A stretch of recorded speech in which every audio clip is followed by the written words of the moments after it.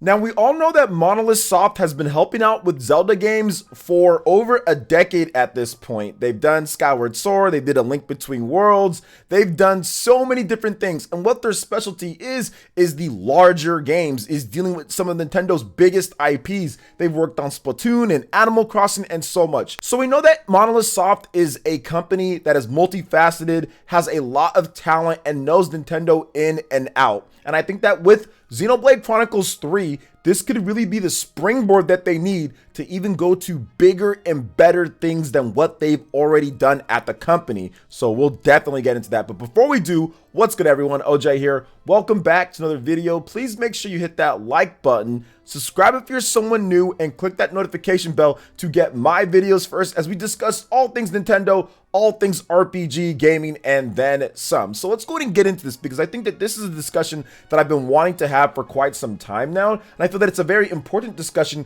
considering Monolith Soft and what they're doing. So we all know that Monolith Soft is of course helping out with the new Legend of Zelda Breath of the Wild sequel. Now, if you've missed my video that I did on there talk about when we could see the game, please make sure you check that out. It's already up on the channel. But I feel that Xenoblade Chronicles 3 could honestly be the testing ground to see if Monolith Soft might get their hand at their own Zelda game. Now, this is something that people have talked about before. This is not a new idea, especially after that one concept art leak that kind of looked like it could be a Zelda game. But I think that if Xenoblade Chronicles 3, with some good marketing and of course the game reviewing well, if that game does better than what Nintendo's expecting, I think that Monolith Soft could definitely switch over to a role to where they get their own Zelda game. Now, we've seen other companies handle Zelda games before. We've seen Capcom handle Zelda games. We've seen Grezzo handle remakes. But I think that it's possible for Monolith Soft to kind of get a side branch of a Zelda game, or their take on it. So more of an RPG spin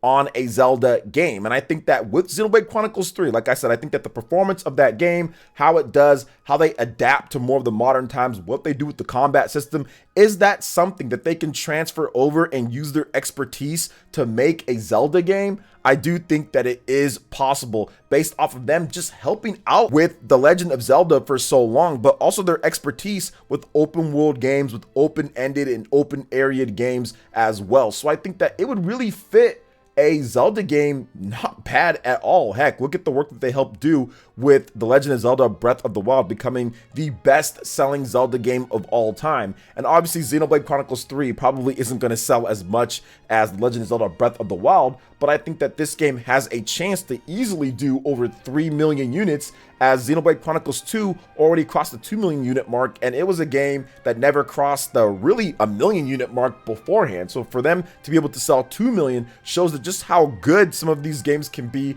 for Nintendo and Monolith Soft. All things considered, right? When you're talking about a very small franchise that had never done anything really more than 1 million outside of combining everything with the sales. If you combine all the copies of Xenoblade Chronicles, for example, on all the different systems that it came out on, okay, yeah, maybe it hit that. But for the most part, Xenoblade Chronicles 2, just on the Switch by itself, did really well for that game. So we're going to see how Xenoblade Chronicles 3 does. I think that Xenoblade Chronicles 3 has to prove a number of things, but I think that Monolith Soft getting their own Zelda game could mean so many good things for the franchise, just to keep things fresh. Because if you look at it, I'm not trying to say that they should get their own main line and that the Zelda team should not work on it and they don't get their game. I'm just saying, in order for the games maybe not to come out like, let's say, 5 or 6 years apart between big Zelda games, they can do something that maybe isn't quite on the scale of a Breath of the Wild 2, but it's a Zelda game that's a little bit smaller scale, but made in their type of way. They have the know-how to get it done, and I think that they could do it in a way to where they wouldn't have to spend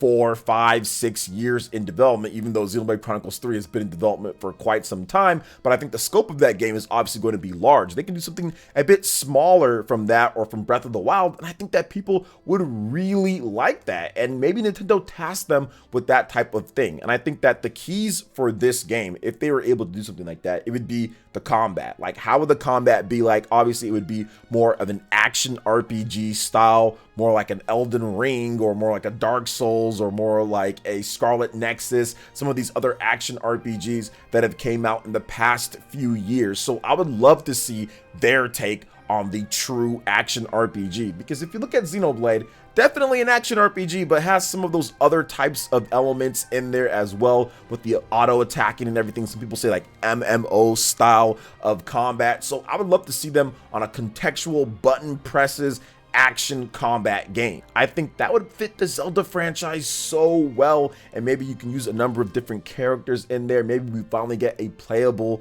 Princess Zelda in a normal single player adventure game, not like a Hyrule Warriors or Age of Calamity or a Warriors type of game where you're expected to see her in there, but something that's a little bit more different and an emotional story packed into there as well, although Age of Calamity has that too. But you guys know what I'm talking about here, how Monolith Soft makes their action RPGs. I think that would just be such a great thing for the franchise going forward. And like I said, it can create some balance between when we get the big new Zelda team, Legend of Zelda, with Monolith Soft as a support studio, and from when we get maybe Monolith Soft's version of Zelda. Now, I know some people probably think, well, wait a minute, hold up, that might be a bad idea, because Monolith Soft, like, what have they done in terms of making a game like that? But like I said, I'll point back to what they've done before with the Zelda franchise. They've been making these Zelda games now for quite a bit of time. They've been there. They know Zelda in and out. Their company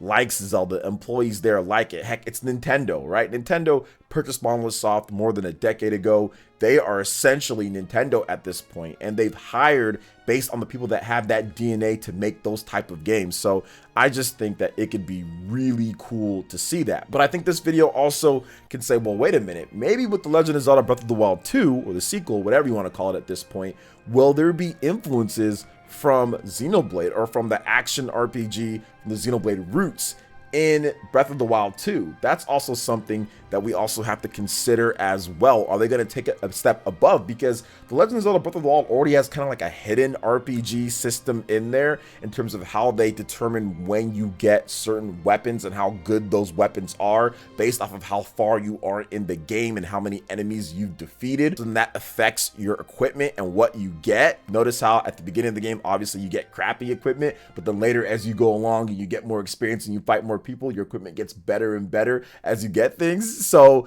I think that maybe, just maybe, there's some Xeno influences in terms of how they do experience, how they actually make the gameplay, what they do with the combat. So I'm very excited because we really haven't seen too much of it. All we've seen is like the Sheikah Slate a little bit, that's in his arm now, or in Link's arm. We've seen a little bit of some new abilities, but what else are they going to have? And what are they going to do to diversify the maps as well? I think that that's where Monolith Soft once again comes into play, making new areas, making big areas, making different locations that have been in other games look different or feel different when you go through them. Monolith Soft is definitely good at that, especially if you compare like Xenoblade Chronicles 1 and Xenoblade Chronicles 3 and what they did with that. And also even if you compare Torna to Xenoblade Chronicles 2, like it was like the same Titan for some of them, but it felt different. So I feel that Monolith Soft just has that knack, or that, I would say, touch for Zelda games that are kind of behind the scenes, but definitely needed, but can also be tasked with having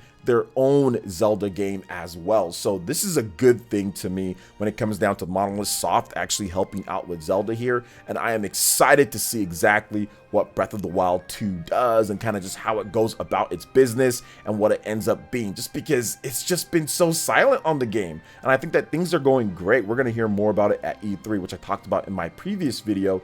But man, I'm just excited to see what they end up doing with it. But I think that Monolith Soft has earned a shot at making a Zelda game. And I hope with all the influence that they've done here with The Legend of Zelda, with all the stuff that they've worked on over the years, that they can get their shot at creating their own Legend of Zelda game that would just be incredible. So those are my thoughts on this here when it comes to The Legend of Zelda, when it comes to Xenoblade Chronicles, when it comes to Monolith Soft, if they can get their opportunity to make their own one. What do you guys think about this? Would you like to see it? Let me know your thoughts in the comment section below. All right, and moving into some more RPG news, guys, we've got a huge press release from Bandai Namco.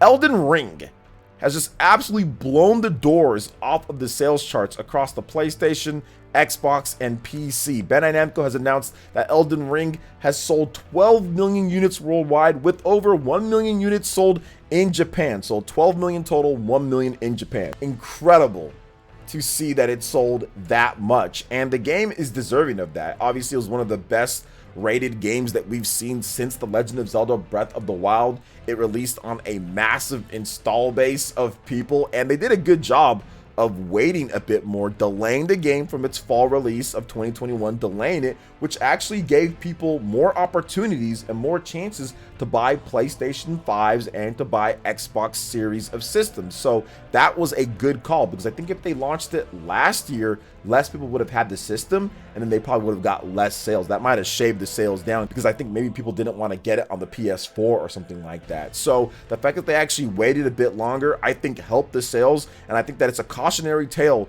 to many developers out there, EA being one of them, is that you don't have to always have always online shooters, always online this, multiplayer deathmatch. That's not everything that you need. It can be an optional thing. Like Elden Ring is a single player game first and foremost, with multiplayer options in there. So if you want to play the game single player, you can get the full experience, you can beat all the bosses, you can do everything that you need to do single player in the game. Now if you want to expand a bit more and get into the PvP, fight against other people with whatever crazy weapons that you have and different combat styles, okay, you can do that as well. If you want to play co-op with your friends because you can't beat something, or if you just want to mess around and have fun and play the game that way, you can do that as well. The options are better, but just forcing multiplayer down people's throat for every single game with crazy microtransactions and crazy stuff in there, like a mobile game or something like that, is not needed for full releases, for full priced $60 releases or $70 releases. We don't necessarily need those things in there. And I think that's what EA and that's what some of these other companies have fell victim to, thinking that you have to do that in order to put out some type of game that people want. And Elden Ring is not the case. Now, one thing doesn't always necessarily mean another, and I'm not trying to say that Elden Ring somehow proves that there's no need for multiplayer, big battle, team battle, battle royale, and all that. No, that's not what I'm saying, guys. What I'm saying is that there were some people who felt that multiplayer is the key to everything, EA being some of those people, right? And Elden Ring proves that no, it doesn't have to be that way. Make it an optional thing, make it an added thing on top of all the great content that you already get, and you can get crazy amounts of sales. So it's really good to see Elden Ring do as well as it's doing in Japan, and of course worldwide as well. So what are your thoughts when it comes to Elden Ring and the game selling as much as it did? Let me know in the comment section below. It looks like we have a little bit of a leak for some new Genesis games coming to the Nintendo Switch Online Plus expansion pack, according to Direct Feed Games on Twitter. This is what he had to say about that. First, it was F-Zero being added to the N64 NSO, and later this week, we'll be getting a new batch of Genesis games. Will any of them match the high-octane action of F-Zero? Well, probably not. You're gonna have to need that extra blast processing, but it does seem like we are going to get some new Genesis games, which have not been announced as of the time that I am recording this video. So new Genesis games, that's obviously a good thing. Increasing the value of the Nintendo Switch Online Plus expansion pack definitely needs to be a priority for Nintendo. Now, we are getting about one new N64 game a month, which isn't necessarily great, but if you added in some Genesis games in there, maybe you add in some more Super Nintendo games or some more NES games, it starts becoming better and better with what they're offering. But I would say even with F-Zero and with Majora's Mask, a lot of people have turned or have basically flipped the script on what they thought about that, especially if you combine that with the Mario Kart 8 Deluxe Booster Pack that's coming out this week as well. Seems like it's pretty good value for a lot of people out there, and a lot of people are saying, okay, I'm going to sign up or do the family plan or do whatever it takes in terms of getting some of this content out there, because I actually tried out F-Zero's, and apparently I think Game Explain talked about it not being that great on there, but I couldn't tell the difference. I played it, there was HD Rumble, it seemed like it was okay to me. The online play worked well enough, so it is what it is there. So maybe they'll update it towards a little bit better, towards more closer to the original. But either way, people are having fun with F-Zero X on there, so we'll see what happens going forward in the future. So what are your thoughts when it comes to F-Zero, when it comes to Nintendo Switch Online, maybe new Genesis games coming out here Let me know your thoughts in the comment section below. All right, and moving on to the final topic here, guys, we've got an announcement on Monster Hunter Rise Sunbreak for the Nintendo Switch, the expansion. We've got a release date, details, and more. The Monster Hunter Rise Sunbreak expansion will launch for Switch and PC via Steam on June 30th for $39.99, Capcom has announced. So Monster Hunter Rise Sunbreak is a monstrous new expansion for Monster Hunter Rise, the critically acclaimed top-selling Monster Hunter title that released on the Nintendo Switch in March 2021 and PC in January 2022. The story of Monster Hunter Rise Sunbreak begins following the heroic defense of Kimura Village that concludes in Monster Hunter Rise. In addition to all new storylines, the expansion will introduce new monsters, new additions to combat, master rank quest difficulty, and more when it releases on June 30th, 2022 for the Nintendo Switch and PC via Steam. The bustling maritime way station is home of the laboratory researching the abnormal monster activity troubling the kingdom, and the command post tasked with restoring peace to the realm. The threat befalling the kingdom is closely linked to powerful creatures known as the Three Lords, each inspired by staples of Western horror. Now, in the key features of the game, you can journey to the west, new and returning monsters, you have the combat evolved with the wire bug, and more, new locales, new hunting options, playing online co-op or playing solo as well. Make sure you guys check out the link in the description. It will have all of the information over on Gematsu because it is a huge update with a lot of stuff that's going for it right now, man. And these monsters look absolutely insane on here, man. They look really good for the Nintendo Switch. So I'm very happy about Monster Hunter Rise, and I'm so far behind. I need to catch up on this game just because, man, I have not played in a hot minute when it comes down to it. I put so much time into it and then I had to just play other games. So what do you guys think about this Monster Hunter Rise update? What do you think about the Sega Genesis games? And what do you think about Monolith Soft potentially tackling a Zelda game at some point? Let me know your thoughts in the comment section below. All right, guys, that wraps it up for this video here. Thank you so much for watching. I do appreciate it. Please make sure you hit that like button, subscribe if you're someone new, click that notification bell, and we will see you for the next video. Peace.